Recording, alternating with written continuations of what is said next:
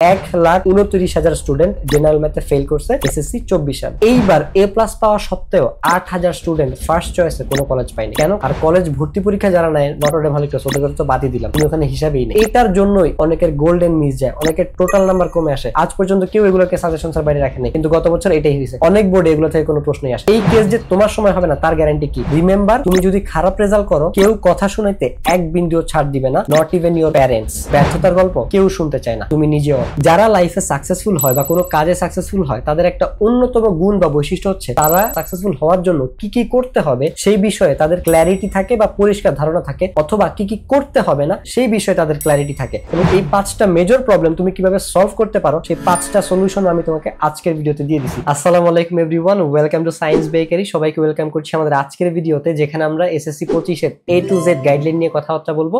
এবং এই ভিডিওটা এসএসসি 25 এর জন্য একটা মাস্ট ওয়াচ ভিডিও 3টা কারণে। নাম্বার 1, তুমি এসএসসির আগেও পরে যে ধরনের প্রবলেম ফেস করবা এই প্রবলেমগুলো সবগুলো আমি বলে দিব, এবং এই প্রবলেমগুলো তুমি কিভাবে সলভ করতে পারবা সেটা বলে দিব। এবং যেহেতু 24 এর ভুলগুলো থেকে আসলে আমরা শিক্ষা গ্রহণ করব, এই ভিডিওটা তোমাকে ওয়াইজ বানাবে। কারণ এসএসসি 2024 এ আমার মেন্টরশিপের স্টুডেন্ট সংখ্যা ছিল প্রায় 245 জনের মতো। এসএসসি 24 কে অবজার্ভ করার মাধ্যমে আমি তোমাদের জন্য মোটা দাগে মোট 5টা প্রবলেম পাইছি, যে 5টা প্রবলেম তোমার এসএসসি লাইফে তোমাকে ভোগাবে। এই 5টা প্রবলেম হচ্ছে: 1, জেনারেল সাবজেক্টে উইকনেস; 2, লেখার প্যাটার্ন না জানা; 3, জ্ঞান অনুধাবনে অবহেলা করা; এবং নাম্বার 4, টপিক ওয়াইজ সাজেশন না পড়ে অধ্যায় ভিত্তিক সাজেশন পড়া; এবং 5, এমসিকিউর জন্য সঠিকভাবে প্রিপারেশন না নেওয়া। এই সমস্যাগুলো সমাধান করবা কিভাবে এটা ডিপেন্ড করে তোমার এসএসসি রেজাল্টের এক্সপেকটেশনস কি তার উপরে। তুমি এসএসসি রেজাল্টে কি অ্যাচিভ করতে চাও, তোমার লক্ষ্যটা কি সেটার উপরে। তুমি কি কোনো মতে পাস করতে চাও, নাকি কোনো মতে জিপিএ 5 পেতে চাও, নাকি একটা হেলদি টোটাল নাম্বার, একটা কমপ্লিট রেজাল্ট চাও, তার উপরে ডিপেন্ড করে। কেননা তুমি যদি পাস করতে চাও তাহলে এই 5টা প্রবলেম তোমার আসলে খুব বেশি সিরিয়াসলি না নিলেও হবে। তুমি যদি কোনো মতে জিপিএ 5 পেতে চাও তাহলে একটু গুরুত্ব দিলেই হবে। কিন্তু তুমি যদি একটা কমপ্লিট রেজাল্ট চাও, 1200+ মার্কস চাও, যে রেজাল্ট দিয়ে তুমি যে কোনো কলেজে চান্স পাইতে পারবা, তাহলে তোমাকে অবশ্যই এই 5টা প্রবলেম যথেষ্ট গুরুত্ব দিয়ে সমাধান করতে হবে। এই 5টা প্রবলেম তুমি যাতে সিরিয়াসলি নাও এবং 5টা সলিউশন তুমি যাতে সিরিয়াসলি পালন করো, তার জন্য তোমাকে একটু বলে দেই যে এসএসসি রেজাল্টটা কেন ম্যাটার করে বা এসএসসি রেজাল্টের ইম্প্যাক্টটা আসলে কি। কেন এসএসসি রেজাল্ট আসলে ইম্পর্টেন্ট? 3টা কারণে। একটা তো আছেই, তুমি এত বছর পড়লে একটা পার্সোনাল ফিলিংস, তোমার ফ্যামিলির একটা ফিলিংস যে ওকে একটা গুড ফিলিংস, আমি ভালো করছি। সেটা বাদ দিয়েও আরো 2টা কারণ আছে: তোমার কলেজ অ্যাডমিশন, তোমার ইউনিভার্সিটি অ্যাডমিশন। আমরা অনেকেই অলরেডি একটা ভিডিও বানাইছি, ওটা লিংক দেওয়া থাকবে, তোমরা এই ভিডিওটা দেখে নিও। ওখানে আমি ডিটেলসে বলছি যে তোমার এসএসসি রেজাল্টের জিপিএটা তোমার ভর্তি পরীক্ষায়, ইউনিভার্সিটি ভর্তি পরীক্ষায় কিভাবে কাজে লাগে, স্পেশালি মেডিকেল যারা টার্গেট করে পড়াশোনা করতেছো। এবং সবচেয়ে বেশি গুরুত্বপূর্ণ ভূমিকা পালন করে যে জায়গাটাতে, সেটা হচ্ছে কলেজ ভর্তি পরীক্ষায়। তোমার এসএসসি রেজাল্টের উপরে বেস করে, তোমার টোটাল নাম্বারের উপরে বেস করে তোমার কলেজ সিলেক্ট করতে হয়। এনডিসি, হলি ক্রস এই কলেজগুলোতে তুমি যদি পড়তে চাও তাহলে তোমাকে অবশ্যই 1200+ বা 1180+ মার্কস পাইতে হবে। এছাড়া তুমি যদি এই ভর্তি পরীক্ষা যারা নেয় সেই কলেজগুলো বাদ দাও, চয়েস লিস্টের কথা চিন্তা করো, তাহলে তুমি যদি টপ কলেজগুলোতে পড়তে চাও তাহলে তোমার নাম্বারও কিন্তু এরকম টপ হইতে হবে। তাই এসএসসি রেজাল্টটাকে হালকাভাবে নেওয়ার আসলে কিছু নাই। সো তুমি যদি ভালো রেজাল্ট করতে চাও এই 5টা প্রবলেমের 5টা সলিউশন সিরিয়াসলি ফলো করতে হবে। নাম্বার 1, জেনারেল সাবজেক্টের উইকনেস। জেনারেল সাবজেক্টের উইকনেসের অন্যতম বড় কারণ এগুলো আমাদের পড়তে ইচ্ছে করে না, পড়তে ভালো লাগে না। এতগুলো চ্যাপ্টার কিভাবে পড়বো, পড়লেও মনে থাকে না। দেখো, এই যে পড়তে ইচ্ছে করে না বা পড়তে ভালো লাগে না, এটার সলিউশনটা আমি আগে দেই, কারণ এটাই সবচেয়ে বেশি ইম্পর্টেন্ট। এবং এখন যে সলিউশনটা দিব, এই সলিউশন দিয়ে তুমি তোমার যে কোনো খারাপ অভ্যাস বা বদ অভ্যাসও বদলায় ফেলতে পারবা। কিভাবে আমি তোমাকে বলি। প্রথমে তুমি একটা খাতার কলম নিবে এবং ওই খাতায় তুমি লিখবা যে আমি যদি জেনারেল সাবজেক্ট না পড়ি তাহলে আমি জেনারেল সাবজেক্টে অনেক খারাপ রেজাল্ট করবো, হয়তো A+ পাবো না, যার ফলশ্রুতিতে আমার এসএসসিতে জিপিএ 5 পাওয়া হবে না, আমার টোটাল নাম্বার কম হবে, এবং যার কারণে আমি দেখা যাবে ভালো কোনো কলেজেও পড়তে পারবো না। এবং এসএসসিতে জিপিএ 5 না পাওয়ার কারণে আমার ইউনিভার্সিটি অ্যাডমিশনেও জিপিএর নাম্বারটা অনেক কমে যাবে, যার ফলশ্রুতিতে হয়তো আমি অন্য কোনো ভার্সিটিতেও চান্স পাবো না, মেডিকেল বুয়েট এগুলোতেও হয়তো চান্স পাবো না। তুমি যখন এই কারণগুলো লিখবা তখন দেখবা তোমার এমনিতেই জেনারেল সাবজেক্ট পড়তে ইচ্ছে করতেছে, তখন তোমার পড়া এমনিতেই মন বসবে বা পড়তে ইচ্ছে করবে। এবং এই টেকনিক ব্যবহার করে তুমি যে কোনো খারাপ অভ্যাস বা ব্যাড হ্যাবিট থেকে পরিত্রাণ পাইতে পারো, যে এই বদ অভ্যাসটা তোমার লাইফে কিভাবে নেগেটিভলি ইম্প্যাক্ট ফেলতেছে। তখন তুমি যখন একটা খাতায় লিখবা, তুমি যখন এটা বারবার পড়বা বা দেখবা, তখন দেখবা তোমার এটা ছেড়ে দিতে ইচ্ছে করতেছে, আর করতে ইচ্ছে করতেছে না। কারণ একটা ল্যাংড়া লোকের পিছনে যদি বাঘ থাকে, ওই লোক এমনিতেই দৌড়ানো শুরু করবে। তো তুমি যখন এই জিনিসটার, এই নেগেটিভ অভ্যাসটার আর নেগেটিভ ইম্প্যাক্ট তুমি লিখবা এবং তুমি যখন এটা টাইম টু টাইম পড়বা, তখন তুমি বুঝবা যে তুমি কিভাবে নিজের ক্ষতি করতেছো। বাট আমরা কেউ আসলে নিজের ক্ষতি বা খারাপ চাই না, ফলশ্রুতিতে দেখা যাবে এটা এমনিতেই চেঞ্জ হয়ে যাবে। সো এই টেকনিক ব্যবহার করে তুমি জেনারেল সাবজেক্ট পড়ার যে ইচ্ছা বা আগ্রহ সেটা ফিরে পাইতে পারো বা আনতে পারো। এতগুলো চ্যাপ্টার কিভাবে পড়বো? তোমার এতগুলো চ্যাপ্টার পড়ার কোনো দরকার নাই। প্রশ্ন আসে 11টা, তোমার লিখতে হবে 7টা। 11টা প্রশ্ন কিন্তু তোমার অ্যান্সার করা লাগতেছে না। তুমি যেটা করবা সেটা হচ্ছে যে তোমার ওই পার্টিকুলার সাবজেক্ট থেকে কয়েকটা ইম্পর্টেন্ট চ্যাপ্টার সিলেক্ট করে নিবা, তারপরে ওই চ্যাপ্টারগুলো হচ্ছে খুব ভালো মতো পড়বা। তারপর এই যে মনে থাকে না, বারবার পড়বা, এমনিতেই মনে থাকবে। এবং খুবই ভালো হয় যদি তুমি ওই ইম্পর্টেন্ট চ্যাপ্টারের পাশাপাশি আরো কয়েকটা চ্যাপ্টার থেকে কিছু ইম্পর্টেন্ট টপিক আইডেন্টিফাই করে পড়ে ফেলো। এবং এই বই পড়ার পরে তুমি হচ্ছে টেস্ট পেপার বা গাইড থেকে যে চ্যাপ্টার পড়ছো ওই চ্যাপ্টার রিলেটেড কিছু সৃজনশীল প্রশ্ন জাস্ট রিডিং করে ফেলবা, দেখবে এই পড়াটা মনে থাকবে। অথবা তুমি চাইলে উল্টা কাজটাও করতে পারো, জাস্ট টেস্ট পেপার থেকে আগে দেখলা কি টাইপের প্রশ্ন আসে, এক নাগারে 15-20টা প্রশ্ন রিডিং করে নিলা বা 5-10টা প্রশ্ন রিডিং করে নিলা, তারপরে মেইন বইটা রিডিং পড়লা বা মুখস্থর মতো করে পড়ে নিলা। এই টেকনিকটা কেন কাজে দেয় আমি তোমাকে বলি। ধরো তুমি ক্রিকেট খেলতেছো, তোমার 3 বলে 7 রান লাগে, তুমি প্রথম বলে 6 মেরে দিছো, তোমার কি আর এখন নার্ভাস লাগবে? লাগবে না, কারণ 2 বলে 1 রান লাগে, নিয়ে ফেলবা। ঠিক একইভাবে তুমি যখন মোস্ট ইম্পর্টেন্ট চ্যাপ্টারগুলো আগে পড়ে ফেলছো, বাকিগুলো জাস্ট নর্মাল রিডিং পড়লেই হয়। এই জন্য এই টেকনিকটা অনেক বেশি ইউজফুল জেনারেল সাবজেক্ট পড়ার ক্ষেত্রে। বাট এখানে একটা কথা আছে, জেনারেল সাবজেক্টের ক্ষেত্রে বিজিএস, বাংলা প্রথম, বাংলা দ্বিতীয়, ধর্ম, এগুলো একদিকে, ইংরেজি আর অঙ্ক আরেক দিকে। ইংরেজি অঙ্কের জন্য কি করব? এবার আসি এসএসসির জন্য আমরা কিভাবে ইংরেজি প্রিপারেশনটা নিব বা কিভাবে ইংলিশ পড়বো সেটার জন্য। এখানে ইংরেজি প্রথম পত্র ভাই পুরাটাই মডেল টেস্ট সলভ করো। ইংরেজি দ্বিতীয় পত্রের জন্য সেম কথা, মডেল টেস্ট সলভ করো বা টেস্ট পেপার সলভ করো। রিটেন পার্টের জন্য যদি বানায় লিখতে পারো তাহলে হচ্ছে গিয়ে আর্টিকেল পড়ো, যাতে আরো ভালো মতো বানায় লিখতে পারো। অথবা যদি বানায় লিখতে না পারো তাহলে মুখস্থ করো। এখনো এনাফ টাইম আছে, মুখস্থ করা স্টার্ট করে দাও। তুমি পরীক্ষার আগের দিন রাতে এসে যদি বলো যে ভাই মুখস্থ থাকে না, বানায় লিখতে পারি না, এটা আসলে কোনো সলিউশন নেই। এখনো সময় আছে, সো এখন থেকে অল্প অল্প করে মোস্ট ইম্পর্টেন্ট জিনিসগুলো, প্যারাগ্রাফ বা অন্যান্য যে রিটেন আইটেমগুলো আছে, মুখস্থ করা শুরু করে দাও। এছাড়া আমি যেটা বলতেছি যে অনেকের আরেকটা কমন প্রবলেম থাকে যে ভাই গ্রামার মনে থাকে না বা গ্রামারের রুলস গুলো মনে থাকে না। তোমাকে একটা এক্সাম্পল দেই, ধরো তোমাকে যদি আমি 7-এর নামটা জিজ্ঞেস করি, 9-এর নামটা জিজ্ঞেস করি, তুমি গড়গড় গড়গড় করে বলে ফেলবা। কিন্তু তোমাকে যদি আমি 17 বা 19-এর নামটা জিজ্ঞেস করি, তুমি সেটা পারবা না। কেন? কারণ তোমার ওটা প্র্যাকটিস নাই। আমরা দৈনন্দিন জীবনে ক্যালকুলেশনে 7-এর নামটা, 9-এর নামটা, 6-এর নামটা, 5-এর নামটা এগুলো লাগে। এই জন্য এগুলো আমরা কন্টিনিউয়াস প্র্যাকটিসের মধ্যে থাকি দেখে এগুলো আমাদের মনে থাকে, বা এগুলো আমাদের 9-7-7 করে যোগ করা লাগে না। কিন্তু 17 নামটা যখন আমরা করতে যাব, দেখবা 3 বা 4-এর পরেই এরপর আমাদের 17 যোগ করে করে বলা লাগতেছে বা একটু প্রবলেম হচ্ছে। কেন? কারণ ওটা আমাদের প্রতিনিয়ত বা কন্টিনিউয়াস প্র্যাকটিসের মধ্যে নাই, এই জন্য আমরা ভুলে যাই। তো সলিউশন একটাই, তুমি যখন টেস্ট পেপার বা মডেল টেস্ট সলভ করবা তখন গ্রামাটিক্যাল 2টা ওয়ে আছে। তুমি ভয়েস পড়লা, ওই ভয়েস রিলেটেড মডেল কোশ্চেনে বা টেস্ট পেপারে যেই আইটেমগুলো আছে, প্র্যাকটিস আইটেমগুলো বা কোশ্চেনগুলো আছে, ওগুলো সলভ করো। এবার নিজেকে নিজে বুঝাও যেটা কিভাবে সলভ হইলো। ঠিক আছে, এই একটা ওয়েতে তুমি সলভ করতে পারো। অথবা যখন সলভ করতেছো আগে সলভ করতে যাও, এবার অবশ্যই তোমার কিছু না কিছু মনে আছে, তো তুমি যদি ওটা না পারো দেন রুলসে ব্যাক করো, তখন রুলসটা দেখে নাও এবং সাথে সাথে মুখস্থ করে নাও। আমার মতে প্রথমটা বেশি ইফেক্টিভ। তুমি রুলসগুলো আগে মুখস্থ করো, তারপর হচ্ছে গিয়ে সাথে সাথে একটা মডেল কোশ্চেন, ওই ধরো ভয়েস পড়লা বা ডিগ্রি পড়লা, সাথে সাথে ডিগ্রি রিলেটেড যে কোশ্চেনগুলো আছে বা ট্রান্সফরমেশনের যে কোশ্চেনগুলো আছে সেগুলো সলভ করতে যাও। তো এবং যখন সলভ করতে যাবা, অ্যান্সারটা কিভাবে এটা আসলো, কোন রুলসের আওতায় এটা আসলো, নিজেকে নিজে বুঝাও, এমনিতেই এগুলো মনে থাকবে। এছাড়া এর থেকে বেটার অপশন নাই। আর এটা একদম প্র্যাকটিক্যাল এক্সপিরিয়েন্স থেকে হচ্ছে গিয়ে আমি তোমাকে বলতেছি। এবার আমরা বলবো হচ্ছে গিয়ে জেনারেল ম্যাথ নিয়ে। জেনারেল ম্যাথ চিন্তা করো, গত বছর আমি অনেকবার এটা নিয়ে ওয়ার্নিং দিছিলাম। 1,29,000 স্টুডেন্ট জেনারেল ম্যাথে ফেল করছে গত বছর, এসএসসি 24 সালে। সো এটা তোমার কেন সিরিয়াসলি নেওয়া উচিত আশা করি এখন বুঝতে পারছো। জেনারেল ম্যাথের ক্ষেত্রে যে প্রবলেমগুলো হয় সেটা হচ্ছে ছোটবেলা থেকে অনেকে বাই ডিফল্ট ম্যাথে এমনিতেই দুর্বল। অনেকে ম্যাথ ঘুরে দিলে পারে না, বইয়ের অঙ্কগুলো একটু ঘুরে দিলে বা নিজের পরিচিত অঙ্কটা একটু অন্যভাবে দিলে আর পারতেছে না, বুঝতেছে না। আরেকটা যেটা বড় প্রবলেম, এমসিকিউ টাইম মতো শেষ করতে পারে না, বা আলাদাভাবে যেহেতু পড়ে নাই, শুধু পরীক্ষার আগে সাজেশনস পড়ে গেছে, তখন দেখা যায় এমসিকিউতে ফেল মেরে বসে থাকে এবং এই জন্যই ম্যাথে সবচেয়ে বেশি ফেল আসে। এখন এটা সলিউশন আসলে তুমি 4 ভাবে করতে পারো। এক, যে চ্যাপ্টারগুলো আছে, ধরো জেনারেল ম্যাথে 17টা আছে, হায়ার ম্যাথে 14টা চ্যাপ্টার আছে, এই 17টা চ্যাপ্টারের একটা সূত্রে তুমি নোট করে ফেলবা। 2 নম্বরে যেটা করবা সেটা হচ্ছে বইয়ের ইম্পর্টেন্ট অঙ্কগুলো করে ফেলবা। ঠিক আছে, সবগুলো অঙ্ক করার দরকার নাই, তুমি বইয়ের ইম্পর্টেন্ট অঙ্কগুলো সবার আগে করে ফেলবা। ইম্পর্টেন্ট কোনগুলো? যে অঙ্কগুলোকে মডিফাই করে বোর্ডে প্রশ্ন হয়। 3 নম্বরে যে কাজটা করবা, টেস্ট পেপার থেকে বা গাইড থেকে হচ্ছে গিয়ে বোর্ড প্রশ্ন সলভ করবা। এবং 4 নম্বরে এমসিকিউর জন্য অবশ্যই আলাদাভাবে প্রিপারেশন নিতে হবে। এইখানেও একটা কথা আছে, ভাই আমরা কি টেস্ট পেপারে শুধু বোর্ড প্রশ্নগুলো সলভ করব বা শুরুর 20-30টা করব, নাকি হচ্ছে পুরো টেস্ট পেপারটাই সলভ করব? পুরোটা করার কোনো দরকার নাই, এটা অযথা টাইম ওয়েস্ট হয় এবং এটার কোনো প্রয়োজনীয়তা নাই। আবার শুধু 20-30টা করেও যে তুমি সেলিব্রেট করবা, ওই সুযোগও নাই। কেন?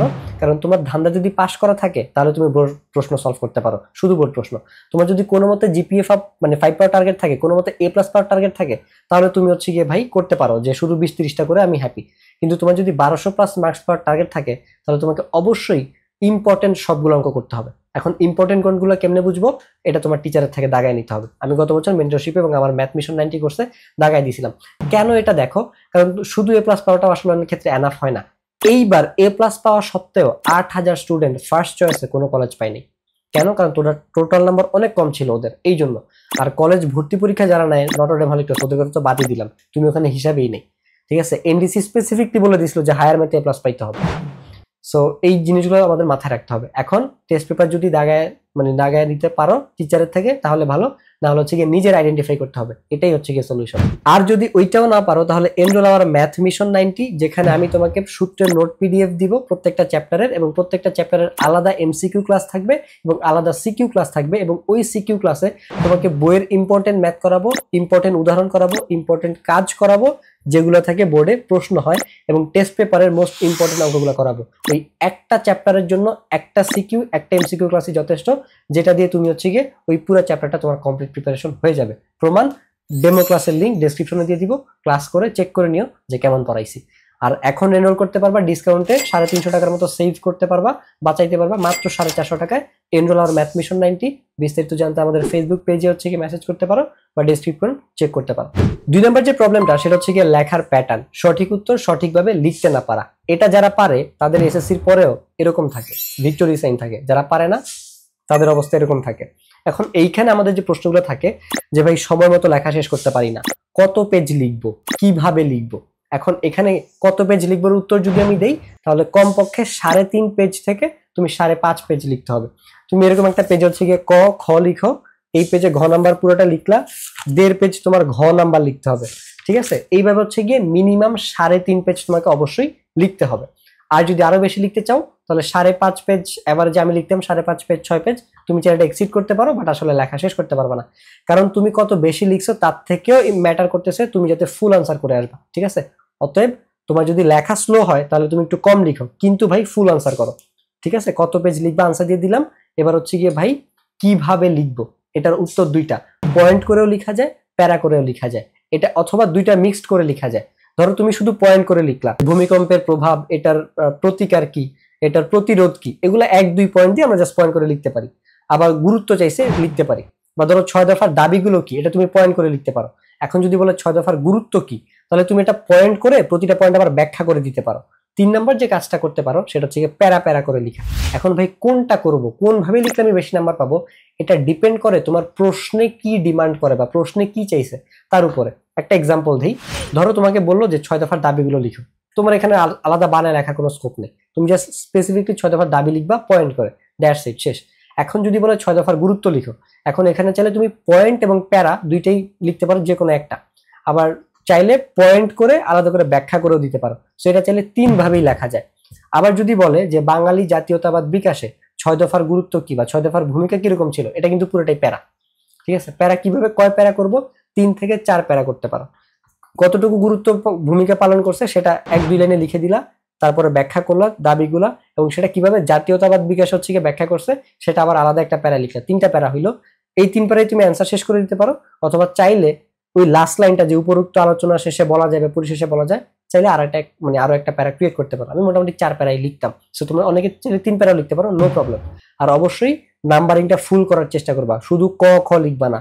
1 নং প্রশ্নের উত্তর ক, 1 নং প্রশ্নের উত্তর খ, 1 নং প্রশ্নের উত্তর ঘ, এই নাম্বারিংটা অনেকেই ভুল করে। গত বছর টেস্টের পরে আমরা এক্সাম ব্যাচ চালু করছিলাম, এই বছরও করবো ইনশাল্লাহ। তখন হচ্ছে আমি এই প্রবলেমগুলো ধরতে পাইছিলাম যে কেন আসলে তোমরা নাম্বার পাও না। সো এরকম অনেকে লিখতে পারো না, প্যারা ঠিক থাকে না, লেখা শেষ করতে পারো না, লেখা ছোট ছোট থাকে, মানে অনেক কম লিখো, 3.5 পেজের কম লিখো।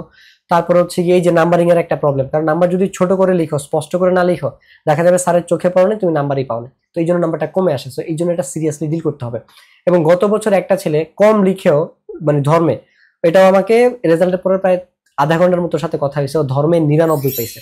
এবং ধর্মের ক্ষেত্রে অবশ্যই তোমাকে কোরআন হাদিসের আয়াত লিখতে হবে, এবং সেটা অবশ্যই নীল কালি দিয়ে, এবং অবশ্যই নিচে দিয়ে রেফারেন্স লিখে দিবা, সেটাও নীল কালি দিয়ে। কিন্তু অনেক বড় লিখতো না, 5.5 পেজ লিখতো না, ওর প্রবলেম ছিল লেখা অনেক স্লো। তো আমি ওকে জাস্ট 2টা পরামর্শ দিছি যে মেইন কথাগুলো অবশ্যই লিখবা, যে লেখা যেহেতু স্লো, কম লিখো, ছোট করে উত্তর লিখো, কিন্তু ফুল আনসার করো। হি মেইনটেইনড দিস। এবং নাম্বারিং গুলো অবশ্যই নীলকালি দিয়ে করবা, ফুল নাম্বারিং করবা। যেহেতু এক্সাম ব্যাচের স্টুডেন্ট ছিল, একদম প্রত্যেকটা জিনিস ওর খাতা তো আমি দেখছি। এক্সাম ব্যাচে খাতা দেখা সিস্টেম হচ্ছে রেকর্ডিং করে করে আমি খাতা দেখাইতাম না, ওই যতটুকু লিখতো ততটুকু আমি হচ্ছে গিয়ে ভুলগুলো ধরা দিতাম, দেন ওরা পরে আবার পরীক্ষা দিত, আবার একটু বেটার হইতো, আবার ভুল করতে আবার ধরাই দিতাম। সো এইভাবে হচ্ছে কি ওদেরকে আমি রেকর্ডিং এর মাধ্যমে খাতা দেখতাম, তো এটা ওদের কাছে থাকতো। উইকনেস গুলো নিয়ে ওরা কাজ করতো। সো তোমার যদি একটা উইকনেস তুমি কাজ করো, এটা কি তোমার উইকনেস থাকবে? থাকবে না। তো অ্যাজ আ রেজাল্ট এটা রেজাল্ট হচ্ছে গিয়ে পাইছে 1229 1240, এগুলো আমার মেন্টরশিপে অহরহ। মোদ্দা কথা হচ্ছে গিয়ে তোমার লেখার প্যাটার্ন অবশ্যই ঠিক থাকতে হবে, সঠিক উত্তর সঠিকভাবে লিখতে হবে যদি তুমি বেশি বেশি নাম্বার পাইতে চাও। কারণ তুমি কোন স্কুলের ফার্স্ট বয়, কোন স্কুলের ফার্স্ট গার্ল, এগুলা তোমার খাতা লেখা থাকে না। স্যার এটা জানে না তুমি দিনে কতক্ষণ পড়াশোনা করছো, তুমি কোন কোচিং করছো। স্যারের কাছে জাস্ট তোমার খাতাটা থাকে, ওই খাতা দেখেই স্যার তোমাকে জাজ করবে, ঠিক আছে? সো এটার জন্যই, এই শুধুমাত্র এই একটা জিনিসের জন্য, লেখার প্যাটার্নের জন্য অনেকের গোল্ডেন মিস যায়, অনেকের টোটাল নাম্বার কমে আসে, যার ইম্প্যাক্ট তার ভালো কলেজ পাইতে প্রবলেম হয়। তাই এই জিনিসটা তোমাকে অবশ্যই সিরিয়াসলি দেখতে হবে। এটা তুমি নিজেকে নিয়ে চিন্তা করো না। ধরো একটা মেয়ে অনেক ভালো, কিন্তু সে হচ্ছে গিয়ে প্রথাগত সৌন্দর্যের যে ব্যাখ্যা, সেটা সে খুব বেশি মিট আপ করতেছে না। আমরা তো স্কিন কালার দিয়ে আসলে জাজ করি, সে সেটা মিট আপ করতে পারতেছে না, তুমি কিন্তু তার দ্বারা ম্যাক্সিমাম ক্ষেত্রে ইমপ্রেসড হবা না। সেম একটা মেয়ের ক্ষেত্রে, ধরো একটা ছেলে অনেক ভালো, কিন্তু ছেলেটা আসলে খুব বেশি কথাবার্তা বলে না, চুপচাপ থাকে, ওই মেয়েটা কিন্তু আসলে ওই ছেলে দ্বারা খুব বেশি ইমপ্রেসড হওয়ার চান্স নাই। নিজেকে এক্সপোজ করে দিছি, সরি, কইছিলাম। হ্যাঁ, 3 নাম্বার যে প্রবলেমটা, সেটা হচ্ছে জ্ঞান অনুধাবন। এটার প্রবলেম হচ্ছে ভাই অনেক কিছু বুঝতে পারি না, স্পেশালি গ্রুপিয়াল সাবজেক্টে, ফিজিক্স, কেমিস্ট্রি, এগুলোতে হচ্ছে কি প্রবলেমটা হয়, মনে থাকে না, এতগুলা জ্ঞান অনুধাবন কেমনে পড়বো। এই যে বুঝতে পারতেছি না, এটার মানে হচ্ছে কি ভাই তোমার কনসেপ্ট ক্লিয়ার নাই। এই যে বৃত্তাকার পথে চলন্ত কোনো বস্তুর যে ত্বরণ থাকে, সমবেগে চলন্ত বস্তুর যে ত্বরণ থাকে, এটা অনেকে জানেই না, আবার অনেকে এটা জানে। এখন এটা কেন ত্বরণ থাকে? কারণ বেগ একটা ভেক্টর রাশি। এখন বেগের মানও আছে, দিকও আছে। তো তুমি যখন বৃত্তাকার পথে চলতেছে সমবেগে বস্তুটা, তো সমবেগে হয়তো চলতেছে, বেগের মান পরিবর্তন হচ্ছে না, কিন্তু দিক তো পরিবর্তন হচ্ছে। বেগ একটা ভেক্টর রাশি না? তো দিক যেহেতু পরিবর্তন হচ্ছে, তার মানে তার কি, এই জন্য ত্বরণ ক্রিয়েট হচ্ছে। তো এটা অনেকে বুঝে না। তো তুমি যখন এগুলো বুঝতেছো না, তার মানে হচ্ছে কি তোমার কনসেপ্ট ক্লিয়ার নাই। এই জন্য তুমি যদি জ্ঞান অনুধাবনে ভালো করতে চাও, গ্রুপিয়াল সাবজেক্টে কনসেপ্ট ক্লিয়ার করে পড়তে হবে, জেনারেল সাবজেক্টেও মেইন বিট একটু বুঝে পড়ার চেষ্টা করতে হবে। এতগুলা কিভাবে পড়বো, এতগুলা পড়তে কে বলছে? Suggestions, find out the suggestions, যে কোনগুলো বেশি ইম্পর্টেন্ট, কোনগুলো একটু মোটামুটি ইম্পর্টেন্ট, কোনগুলো লেস ইম্পর্টেন্ট, জাস্ট দেখে গেলেই হবে। কিছু আছে বই রিডিং করে গেলে এমনি বানায় লেখা যায়, সবগুলো তো আসলে অ্যাকচুয়ালি কনসেপচুয়াল থাকে না ওই রকম ভাবে। সো এটা তোমার ফাইন্ড আউট করতে হবে।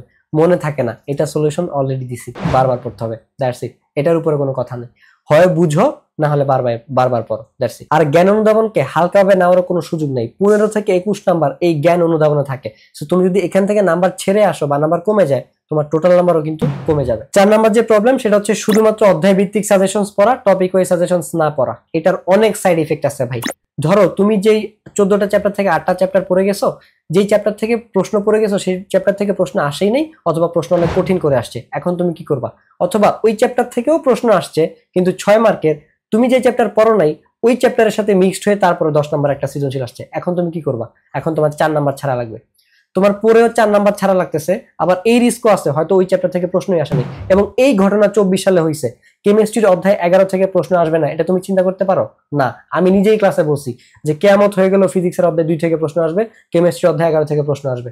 আজ পর্যন্ত কেউ এগুলোকে সাজেশনসের বাইরে রাখে নাই, কিন্তু গত বছর এটাই হয়েছে। অনেক বোর্ডে এগুলো থেকে কোনো প্রশ্নই আসেনি। সো এই কেস যে তোমার সময় হবে না তার গ্যারান্টি কি? আর গত বছরও তুমি পুরোনো ভিডিওগুলো দেখো, আমি বারবার ওয়ার্নিং দিয়েছিলাম এবং এক্স্যাক্টলি ওইটাই হয়েছে।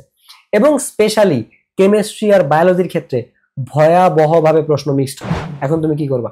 এই জন্য তোমার উচিত অধ্যায় ভিত্তিক সাজেশনস এর পাশাপাশি টপিক ওয়াইজ সাজেশনস পড়া। অর্থাৎ তুমি হয়তো 8টা চ্যাপ্টার পড়ছো, বাট বাকি 6টা চ্যাপ্টারের অ্যাটলিস্ট 4টা চ্যাপ্টারের তুমি ইম্পর্টেন্ট টপিকগুলো পড়ে ফেলো, যাতে প্রশ্ন মিক্সড হইলেও তুমি যাতে ধরা না খাও। কারণ তুমি দেখো, তুমি যদি এখানেও নাম্বার ছাড়া লাগে, যে ধরো তোমার মিক্সড হয়ে প্রশ্ন আসছে, তুমি এখানে 4 নাম্বার ছাড়া লাগছে, আবার তোমার জ্ঞান অনুধাবনের নাম্বার ছাড়া লাগছে, লেখার জন্য নাম্বার পাবা না, আবার জেনারেল সাবজেক্টের উইকনেস। তো এইভাবে যদি সব জায়গায় তোমার নাম্বার ছাড়া লাগলো, তো তোমার নাম্বারটা থাকলো আসলে কই? তোমার টোটাল নাম্বার কমতে কমতে 1100-র বাইরে, তুমি তোমার জিপিএ 5 এর কোনো দাম থাকবে না। অলরেডি আমি তোমাকে বলছি যে শুধু জিপিএ 5 এনাফ না, তুমি যদি একটা ভালো কলেজ চাও, একটা কমপ্লিট রেজাল্ট চাও, সেই ক্ষেত্রে তুমি 1097 পেয়েও তুমি হচ্ছে গিয়ে জিপিএ 5 পাবা, বাট এটা দিয়ে তোমার ভালো কলেজ পাওয়ার সম্ভাবনা খুবই কম। তো তোমার কমপ্লিট রেজাল্ট পাইতে এই পর্যন্ত ভিডিওতে কি কি তুমি হচ্ছে গিয়ে বুঝলা? যে তোমার একটা অধ্যায় ভিত্তিক সাজেশনস দরকার, পাশাপাশি টপিক ওয়াইজ সাজেশনস দরকার, তোমার জ্ঞান অনুধাবনের সাজেশনস দরকার, কিভাবে লিখলে, কোন সাবজেক্ট কিভাবে পড়লে তুমি বেশি নাম্বার পাবা বা তোমার পড়াটা তাড়াতাড়ি শেষ হবে, এই রিলেটেড গাইডলাইন তোমার দরকার। এই সব প্রত্যেকটা তোমার দাগানো টেস্ট পেপার দরকার, ঠিক আছে, তোমার টেস্ট পেপার দাগানো দরকার, এই প্রত্যেকটা জিনিস তুমি পাচ্ছ আমাদের মেন্টরশিপ প্রোগ্রামে। এগুলোর পাশাপাশি তুমি আরো পাচ্ছ হচ্ছে গিয়ে একটা প্রোডাক্টিভ সার্কেল, যারা অলরেডি এসএসসি 25-এর যে স্টুডেন্টগুলো আমার অলরেডি মেন্টরশিপে অ্যাডমিট অবস্থায় আছে। তোমরা যারা ভিডিওগুলো দেখতেছো আমাদের মেন্টরশিপের কমেন্ট বক্সে জানাবা যে কিরকম সার্ভিস পাচ্ছ, ঠিক আছে। সো এই জিনিসগুলো হচ্ছে গিয়ে তোমরা পাবা, এবং পাশাপাশি আমার সাথে সরাসরি যে কোনো বিষয়ে তোমরা যে কোনো প্রবলেমে কমিউনিকেট করতে পারবা। আর এখন এনরোল করা মাত্রই কোন সাবজেক্ট কিভাবে পড়তে হবে এই রিলেটেড 20+ গাইডলাইন ভিডিও তুমি পেয়ে যাবা, এবং 10+ সাজেশনস ভিডিও তুমি পেয়ে যাবা। আর সাজেশনস ভিডিওগুলো একটু বড় বড়, কারণ এই যে টপিকগুলো বলে দিছি কোন কোন টপিক ইম্পর্টেন্ট এবং সেখান থেকে কিভাবে প্রশ্ন আসে এবং কিভাবে লিখলে তুমি বেশি নাম্বার পাবা, ওগুলো আমি বলে দিছি। এই জন্য ভিডিওগুলো একটু বড় বড় সাজেশনস ভিডিওগুলো। সো দেরি না করে এখনই এনরোল করে ফেলো মেন্টরশিপ প্রোগ্রাম। আর এখন এনরোল করলে 500 টাকা বাঁচাইতে পারবা, 500 টাকা ডিসকাউন্টে 500 টাকা দিয়ে মেন্টরশিপ এনরোল করতে পারবা। পাশাপাশি মেন্টরশিপ একটা মেসেঞ্জার গ্রুপ আছে, যেখানে স্টুডেন্টরা নিজেদের মধ্যে কথাবার্তা বলে। দেখা যায় যে অনেকেরই সেম প্রবলেম থাকে, তো বা জাস্ট মেসেঞ্জারে বলে দেয়, আমি ভয়েসের মাধ্যমে ওদেরকে সলিউশনটা দিয়ে দিই। সো ওরা আসলে কোনো প্রবলেমের জন্য আটকা থাকে না, ওদের এদিক ওদিক ছোটাছুটি করা লাগে না। সো এটা তোমার একই সাথে এনার্জি সেভ করে, টাইম সেভ করে। তোমার কারো পিছনে ছোটা লাগতেছে না টেস্ট পেপার দাগানোর জন্য, তোমার কারো পেছনে ছোটা লাগতেছে না কোনো গাইডলাইনের জন্য, জাস্ট সবকিছু রেডি আছে। আর যদি ইমার্জেন্সি প্রয়োজন হয় তুমি সরাসরি আমাকে কল করতে পারবা। ফিফথ প্রবলেম হচ্ছে কি MCQ, second most dangerous problem, যেটা তোমাদেরকে অনেক সাফার করাইতে পারে। সো থিওরিটিক্যাল এমসিকিউ, একক মাত্রা সংজ্ঞা, এই টাইপের এমসিকিউ পারার জন্য তোমাকে অবশ্যই মেইন বই রিডিং পড়তে হবে। এরপরে গাইড থেকে টাইপ ওয়াইজ এমসিকিউ সলভ করতে হবে। বাসায় বসে যদি তুমি বুঝে সলভ করতে পারো, that's enough for you. Test paper থেকে এমসিকিউ সলভ করে আসলে লাভ নাই। টেস্ট পেপার থেকে তারাই সলভ করতে পারবা যাদের কনসেপ্ট অলরেডি ক্লিয়ার আছে বা অলরেডি ভালো পারো, কারণ ওখানে টাইপ ওয়াইজ থাকে না, গাইডে থাকে। সো গাইড থেকে টাইপ ওয়াইজ ব্যাখ্যা সহ, ব্যাখ্যা ভাই ব্যাখ্যা দেওয়া আছে, আমি দেখছি বুঝে গেছি, বিষয়টা এরকম না, ব্যাখ্যাটা বুঝতে হবে। ধরো এখানে একটা স্যুট পরে আছে, আমি এখন স্যুটটাই পরে কি আমি ইলন মাস্ক হয়ে গেলাম? না, বিষয়টা এরকম না। এটা আমরা অনেকেই বুঝি না যে ব্যাখ্যা দেখে আমি তো উত্তরটা কিভাবে হয়েছে সেটা বুঝছি, বাট এটা রিলেটেড যে আরো অনেক কিছু থাকতে পারে এটা অনেকেই আসলে বুঝে না। সো কনসেপ্ট ক্লিয়ার করে আসলে এমসিকিউ পড়তে হবে, এটাই আমি বুঝাইছি। এটার জন্য যদি তোমার টিচার প্রয়োজন হয় তুমি টিচার হেল্প নাও। আর যদি এই দুইটা যদি তুমি এমসিকিউতে বেটার না হইতে পারো, তাহলে আমাদের একটা এমসিকিউ কোর্স আছে, যেখানে আমি তোমাকে ব্যাখ্যা সহ টাইপ ওয়াইজ বিগত বছরের এমসিকিউ সলভ করাইছি, একসাথে 3টা পয়েন্ট বলে দিলাম। এবং এই টাইপ ওয়াইজ এমসিকিউ সলভ করার যেটা সুবিধা, কম সময়ে অনেক এমসিকিউ সলভ করা যায়। এছাড়া এখানে তুমি 100+ রেকর্ডেড ক্লাস পাবা, এবং পাশাপাশি বাংলা দ্বিতীয় পত্র কোর্স পুরোটাই ফ্রি এমসিকিউ কোর্সের সাথে। এটা আসলে দিতে আমি বাধ্য, বিকজ ধরো আমি তোমাকে শুধুমাত্র এমসিকিউ সলভ করাচ্ছি, বাকি সাবজেক্টগুলো মেনে নেওয়া যায়, বাংলা দ্বিতীয় পত্র মানে তুমি বুঝবা না এটা কেমনে হলো এটা কেমনে হলো, কারণ এটা স্টুডেন্ট এমনিতেই কম পারে। এই জন্য আমি যেটা করছি, আগে তোমাকে গ্রামার পড়াই এবং ব্যাকরণটা পড়াই নেই খুব ইজি করে, যেটা তোমার লাইন বাই লাইন পড়তে হয়, ওই লাইনগুলোকে আমি একটা ছকের মধ্যে নিয়ে আসি বা পড়াটাকে ইজি করে দিই, সামারাইজ করে দিই, তারপর আমরা হচ্ছে গিয়ে এমসিকিউ সলভ করাই। এবং এর পাশাপাশি তুমি স্লাইড পিডিএফ পাবা, শর্ট ট্রিক্স, তারপরে ক্যালকুলেটর ট্রিক্স, এগুলো তো দুধ ভাত। এবং সবচেয়ে বেস্ট ফিচার যেটা আমাদের এমসিকিউ কোর্সের, সেটা হচ্ছে রিভিশন ক্লাস। ধরো হায়ার ম্যাথের 21 ঘন্টার ক্লাস নিছি 14টা চ্যাপ্টারের জন্য। এখন পরীক্ষার আগের দিন তুমি কি আসলে 14 ঘন্টার ক্লাস করতে পারবা? 21 ঘন্টার ক্লাস করতে পারবা না? তখন কি করবা? এই 2.5 ঘন্টার বা 3.5 ঘন্টার রিভিশন ক্লাসটা দেখবা, যেটা দেখে তোমার পরীক্ষার আগের দিনের এমসিকিউর জন্য একটা প্রিপারেশন হয়ে যাবে। এছাড়া এমসিকিউ রিলেটেড যে কোনো প্রবলেমে আমাদের প্রবলেম সলভিং লাইভ ক্লাসের ব্যবস্থা আছে। আর এছাড়া তো আমার সাথে যে কোনো প্রবলেম নিয়ে যোগাযোগ করতে পারবা। আর এখন এনরোল করলে তুমি 550 টাকা বাঁচাইতে পারবা 1500 টাকার পরিবর্তে মাত্র 950 টাকায়, যেখানে বাংলা দ্বিতীয় পত্র ফ্রি, তুমি হচ্ছে এমসিকিউ কোর্সটা এনরোল করতে পারবা। আর এই বছর আমরা বিজিএসটা অ্যাড করছি, আর 7 সাবজেক্টের এমসিকিউ এখানে সলভ করাই। বাকিগুলো এই জন্যই না, সায়েন্সের 4টা, আর হচ্ছে গিয়ে বিজিএস, বাংলা দ্বিতীয় পত্র, আর হচ্ছে জেনারেল ম্যাথ, এই 7টা সাবজেক্ট সলভ করে। বাকিগুলা কেন না ভাই? বাকিগুলা বোঝানোর কিছু নেই, তুমি মেইন বই আর গাইড করলে এনাফ। যারা লাইফে সাকসেসফুল হয় বা কোনো কাজে সাকসেসফুল হয়, তাদের একটা অন্যতম গুণ বা বৈশিষ্ট্য হচ্ছে তারা লক্ষ্যে পৌঁছানোর জন্য বা সাকসেসফুল হওয়ার জন্য কি কি করতে হবে সেই বিষয়ে তাদের ক্ল্যারিটি থাকে বা পরিষ্কার ধারণা থাকে, অথবা কি কি করতে হবে না সেই বিষয়ে তাদের ক্ল্যারিটি থাকে। আজকের ভিডিওতে তুমি এসএসসিতে টপ ক্লাস রেজাল্ট করার জন্য যে 5টা মেজর প্রবলেম ফেস করতে পারো সেটা সম্পর্কে আমি তোমাকে ক্ল্যারিটি দিছি, এবং এই 5টা মেজর প্রবলেম তুমি কিভাবে সলভ করতে পারো সেই 5টা সলিউশন আমি তোমাকে আজকের ভিডিওতে দিয়ে দিছি। এবং আমি তোমাকে 2 টাইপের সলিউশন দিছি, 1 তুমি নিজে থেকে কিভাবে বাসায় বসে সলভ করবা, 2 আমার কোর্স। সো তোমার যেভাবে ইচ্ছা তুমি সেভাবে সলভ করো। এখন তোমার কাজ হচ্ছে এই 5টা সলিউশন সিরিয়াসলি ফলো করা, যাতে তুমি ওই টপ ক্লাস রেজাল্টটা বা কমপ্লিট রেজাল্টটা অ্যাচিভ করতে পারো, 1200+ মার্কস পাইতে পারো। রিমেম্বার, তুমি যদি খারাপ রেজাল্ট করো, কেউ কথা শুনাইতে 1 বিন্দুও ছাড় দিবে না, নট ইভেন ইওর প্যারেন্টস। এবং ব্যর্থতার গল্প কেউ শুনতে চায় না, তুমি নিজেও। দিন শেষে 500-1000 টাকা এগুলো ম্যাটার করে না। যদি তোমার ডেমো ক্লাস দেখার পরে মনে হয় যে এই ক্লাসগুলো তোমার জন্য হেল্পফুল হবে, এনরোল আওয়ার কোর্স।